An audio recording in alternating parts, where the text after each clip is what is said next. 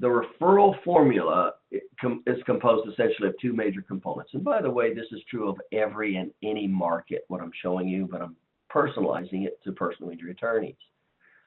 So remember, the vast majority of personal injury attorneys do not use chiropractors. Over 75% of the attorneys do not use chiropractors. And the reason they don't is the exact reason that 92% of the population does not use chiropractors. They are confused. They're confused by all this talk of subluxation and that chiropractors claiming they can do everything from treating cancer to the immune system to bedwetting. I mean, there's nothing that a chiropractor doesn't claim under the banner of subluxation. And what the chiropractors don't understand is that creates confusion. And four major factors happen when you create confusion, when you create paradigm shifts. Trust goes down, confidence goes down, defenses go up, and resistances go up.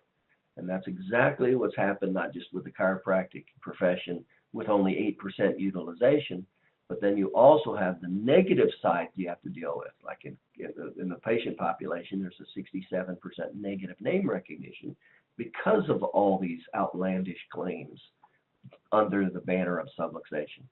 So this is what I call good news and bad news with personal injury attorneys. The bad news is there's not, the most of them aren't using chiropractors. The good news is most of them aren't using chiropractors. Believe me, the market would be much harder if the vast majority or all of the PI attorneys were using chiropractors. It would be unbelievably hard compared to educational sales, because now you'd have to compete on service factors. You'd have to compete on price. You'd have to compete on quality. Those are the things and so your service would have to significantly go up, and your profit margin would significantly go down. Well, we're not at that part. That's not where the S curve of economics is relative to chiropractic utilization and personal injury attorneys. So all we have to do is sell them. Well, that's educational sales. So again, when we look at these factors, the referral formula or how to get business, the two major components we're going to pay attention to. One is a target market. You always want to position yourself first in what is called a target market. The second one is called the core of the action.